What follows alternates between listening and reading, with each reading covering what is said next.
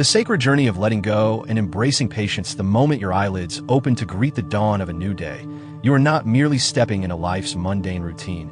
You are entering sacred space. You are embarking on a soul's quest, a journey that demands not just your time, but your very essence. You are more than flesh and bones. You are a spiritual traveler on a sacred path. This is the true magic, the genuine quest. Yet, as you walk the spiritual path, you will face trials that challenge not only your beliefs, but your very core. One of the initial and fundamental tests is the ability to release your attachments. The concept is simple, but emotionally demanding. You see, we all have anchors, people, items, ideas, to which we cling, thinking they define us. These are things we love, things we believe we cannot live without. But the question is, can you let go? In direct forest therapy, imagine your life as a tree. As you grow, you accumulate leaves, your attachments. Charlotte Fritz, they provide shade and beauty. Yet, they are not the core of your tree. The universe, ever watchful, wants to see how you handle these leaves. Do they obstruct your view of the sky? Are they hindering new growth?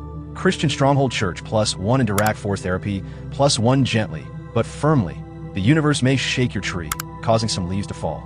This is not to hurt you, but to offer clarity, to make room for new leaves, for new experiences. When you begin to believe you cannot live without a particular leaf, you send a signal to the universe. It's as if you're saying, "This is it. I'm complete with this." The universe listens and may simply ask, "Are you sure?" You then undergo the experience of losing that leaf, that attachment. It's not punishment, it's a lesson. It's the universe asking you, did the tree die when the leaf fell? Or did it make space for a new leaf, for fresh growth?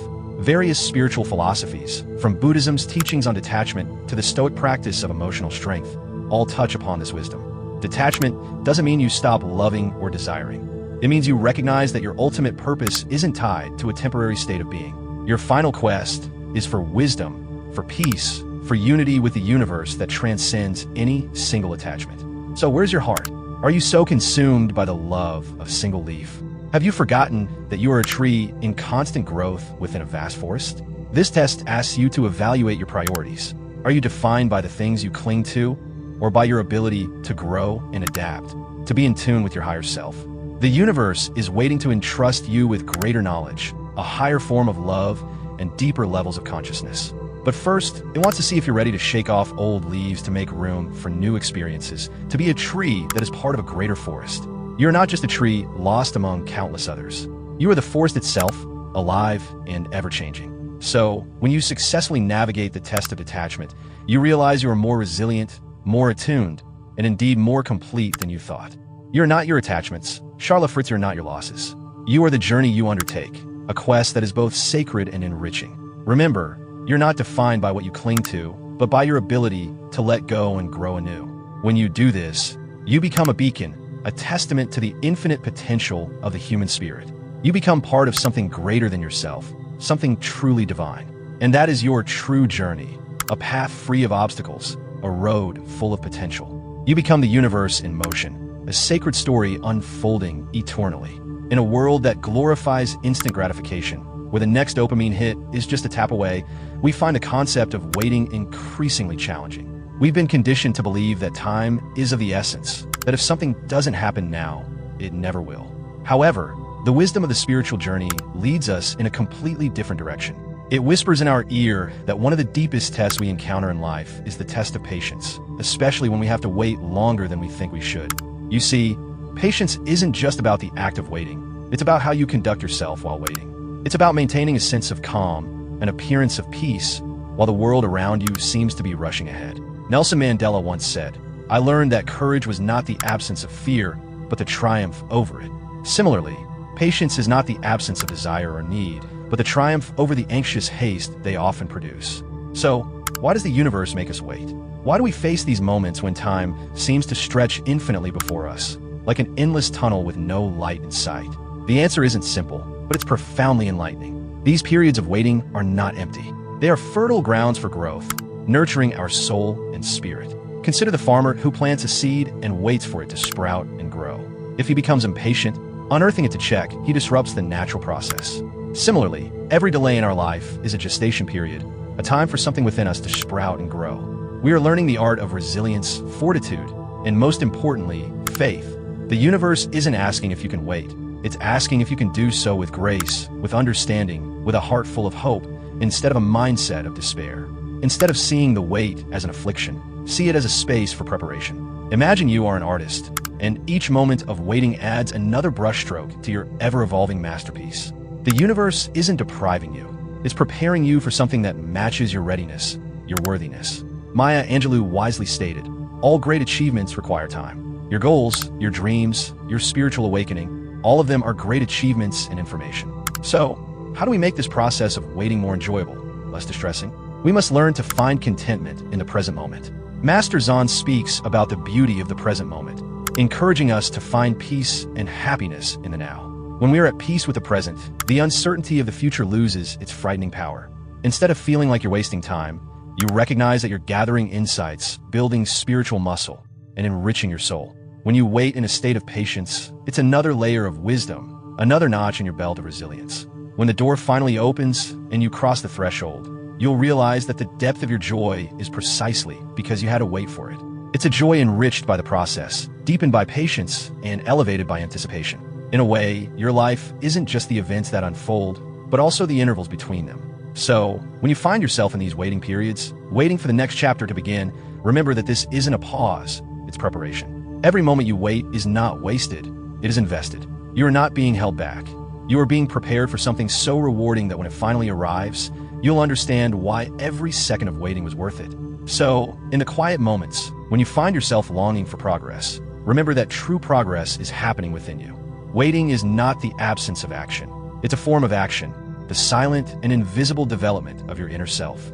You're not just waiting. You are growing, learning, and becoming the person who will be ready when the right moment comes. And when it does, you'll realize that you weren't just waiting. You were on a journey that made you who you are, a journey that made every moment worth waiting for. Life's journey takes us through sunny meadows, but also leads us through fierce storms. It's easy to feel grateful and full of faith when the skies are clear. But what happens when the clouds gather, the winds pick up, and everything around you starts to crumble? It's in these exact moments that the test of faith comes into play, not as a cruel examination, but as an essential push for the growth of your soul. Imagine your life as a ship sailing across the ocean. Calm seas never made a skilled sailor, as the old saying goes. Picture facing stormy seas where your boat is tossed from side to side. Water splashes onto the deck, and you feel lost in the endless expanse of water. It would be easy to abandon ship, assume it's sinking, and jump off. But faith is the compass that urges you to hold steady, to trust that your ship was built to withstand the storm. It's your conviction that turbulence isn't a sign of impending disaster, but a passage to calmer waters. Think of the potter at the wheel shaping clay into a beautiful vessel. The clay is pressed, squeezed, and spun. If the clay had feelings, it would feel dizzy, disoriented, and would probably want to jump off the wheel. Yet, it's this process that transforms a lump of earth into a work of art. Your trials and tribulations are very much like this wheel. They shape you into a stronger, wiser version of yourself. The process is unsettling, but necessary. Let's not forget the metaphor of a diamond. A diamond starts as a lump of coal beneath the earth. It's the intense heat and tremendous pressure that forge it into one of the world's most precious stones. In the depths of your struggles, when you feel like you're being subjected to life's harshest conditions, remember that this could be your transition from coal to diamond. You're not being crushed, you're being transformed. The universe isn't trying to break you. It's pushing you to discover how unbreakable you truly are. Also, consider the metamorphosis of a caterpillar into a butterfly. The caterpillar wraps itself into a cocoon, where it practically dissolves into goo before reorganizing into a butterfly. Imagine this moment of being goo, a time of uncertainty and darkness. Yet, it's this uncomfortable stage that leads to wings and flight. Similarly, when you find yourself in your own cocoon during your darkest hours, you're not falling apart. You're preparing to soar. The concept of faith isn't limited to any religious view.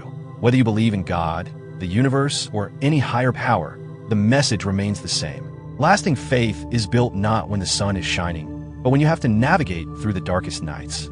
It's your belief that daylight is just beyond the horizon, even if you can't see it yet. The challenges that test your faith aren't punishments. They're initiations into a higher order of being. When you come out the other side, you won't be the same person who went in, and that's the point. You'll emerge stronger, wiser, and with a deeper connection to the essence of who you are and what you believe in. So, when your world is falling apart, when it seems like the universe is against you, don't lose your faith.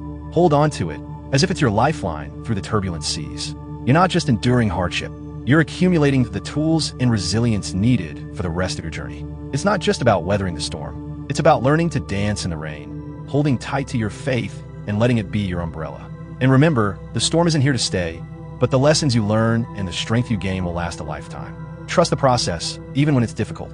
Especially when it's difficult, because the version of you that emerges from the other side will thank you for it.